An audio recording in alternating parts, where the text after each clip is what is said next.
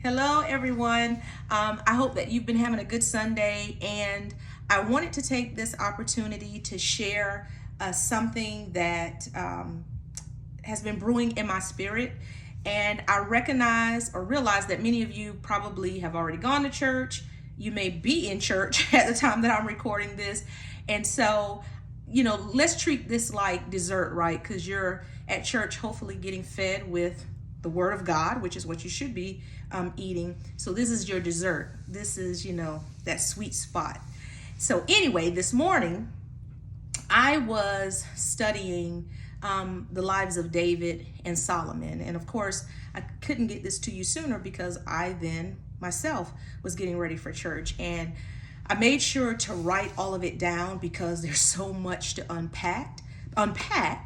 But I'm going to attempt to do my very best with what was laid in my spirit in as short as possible manner of time, and hopefully encourage you after you watch this to meditate on it and then begin to dig deeper. But I want to talk to you about generational legacy and the importance of that. So if you see me look down, I'm looking at my notes because, like I said, I want to make sure that I get everything to you the way that it came to me. And this is what I want you to be mindful of, parents, generational legacy. The same measure in which the blessings of the parents will be multiplied in the lives of their children is the same manner in which the shortcomings, the vices of the parents, if not dealt with, will multiply in the lives of the children. And so here we go with the contrast, the comparison and contrast when it comes to King David and his son Solomon. So, while King David had a vast empire, it paled in comparison to that of his sons, King Solomon. Solomon's fame was renowned. In 2 Chronicles, the 9th chapter, 22nd through 23rd verse, it states, So King Solomon became greater than all the kings of the earth in riches and wisdom. And all the kings of the earth were seeking the presence of Solomon. This is how bad this man was, that all the kings were seeking his presence. Why? To hear his wisdom, which God had put in his heart. And so Solomon was blessed in this way because of what God had established through his father David. And before dying, David charged his son Solomon to keep the Lord's statutes and commandments so that the Lord may carry out the promise that he had made to David, which was that an heir, that David's legacy would continue throughout his sons, as long as they walked before the Lord in truth, loving him, honoring him, serving him with all of their heart and their soul. And so that there would always be a descendant of David on the throne. And that's in 1 Kings, the 2nd chapter, 3rd through 4th verse. But here's the thing. While David was building a kingdom, he did not deal with the little things, those areas, those vices within himself. The small foxes that ruin the vineyard, that comes from Song of Solomon, I believe the 2nd chapter, the 16th verse. David loved women. And if you know anything about King David, you know this to be true. He had multiple wives. The Bible records him as having 8, possibly more, but the Bible records at least 8 wives and at least 10 concubines, but there could be more. One of these wives, Bathsheba, he obtained through bloodshed, having her husband killed and then taking her as a wife. And while that was certainly a grievous act committed by David was confronted with his wickedness. And when he was confronted, he repented, but he never turned his back on God. He never stopped worshiping God. But his actions had dire consequences for his household. Literally, one of his sons raped his sister, David's daughter, and then another son killed that particular son, and that was Absalom, who killed the son who had raped their sister. Culminating in Absalom, David's son, his firstborn, usurping the throne, King David's throne, and taking over his concubines. Of course, David ultimately gets them back. But you see, what started out in David's love for women, lust, led to him taking Bathsheba through bloodshed, killing her husband. And ultimately, this affected his children, his descendants, his legacy. And so I want to say to this, insert this in here for you. While your children are watching what you're doing, they're watching what you're doing, both good and bad. So let's build up to Solomon, which of course was King David's son. So First Kings, the 3rd chapter and 3rd verse says that Solomon loved the Lord. He loved the Lord, doing as his father instructed, walking in the Lord's statutes and the commands, except this. He sacrificed and burned incense on the high places. And the full understanding of that really, you can't really get the full understanding of that until you go to First Kings, the 11th chapter. And here we go. Solomon loved many foreign women.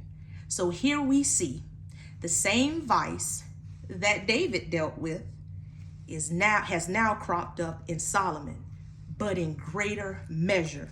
Because get this. Solomon had 700 wives and 300 concubines.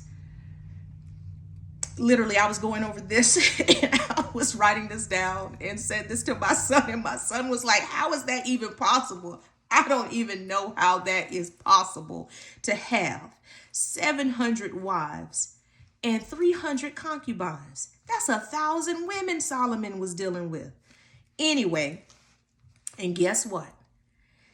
Interestingly enough, it was his wives that ultimately turned his heart away from the Lord, and not the concubines. And I'm sure that wives has to do with that covenant relationship.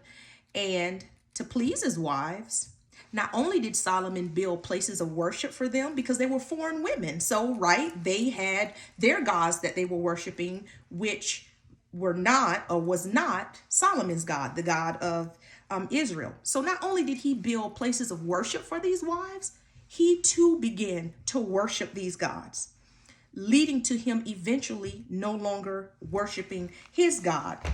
And all of that culminated in all but one of the tribes being torn away. And the only reason God allowed the one tribe to remain is because of the promise that God made to David. Because even though David had his vices and such, he never turned away from God.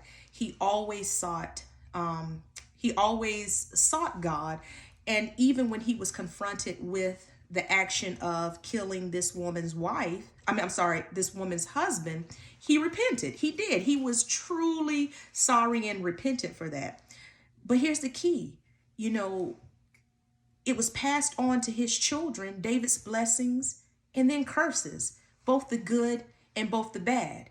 And while David did not turn his back on God as a result of his vice, Solomon, obviously, even though he was gifted with all this wisdom, still did not possess the will or the fortitude to remain in covenant with his God, ultimately being led astray due to that same vice. So parents, it is so key that you ask God to show you those areas in your life that they seem so very small to you. And maybe they're so very small to you because of the circumstances that you have gone through that have built you in such a way that you can navigate those challenges just a little bit easier than maybe your son or daughter will be able to, because they're coming along with different experiences that are shaping them. And most parents want to tell their children, do what I say and not as I do.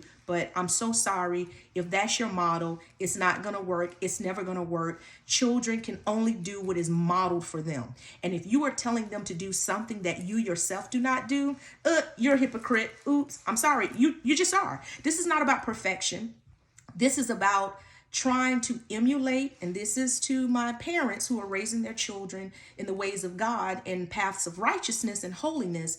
This is talking about no longer glossing over those areas that they're no good. They're not good for you, and they're certainly not good for your children and for the legacy. So I just want to encourage you that as you're building your legacy of faithfulness and righteousness with God, make sure that you are not also allowing or carrying over into the next generation things that could ultimately cause them to turn away from God. Remember, you're passing on the blessings and you don't want to pass on the cursing. So I'm going to say this again to close it out. The same measure in which the blessings of the parents will be multiplied in the lives of the children is the same measure in which the shortcomings, the vices of the parents, if not dealt with, will multiply in the lives of the children with even more dire consequences. Be blessed this Sunday and seek God today and this week, so that, I do want to, I said I was going to end, but I'm going to end with this. Anytime we come upon a new season, right? We're in the middle of fall, soon to be in the season of winter. There is this turning over. We're crossing over into the new. Pretty soon we'll be crossing over into a new year in 2022.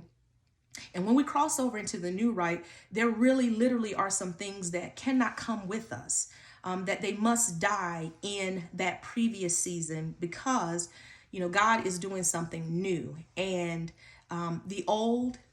the time of that is no more. It's time to build something new with God. And it's time to take care of those small foxes. Ask God to show you those small foxes that are attempting to disrupt or destroy what God has caused to blossom in you, that he wants to see ever increase in the next generation, in your lineage and in your legacy. So be blessed, my friends. Until next time.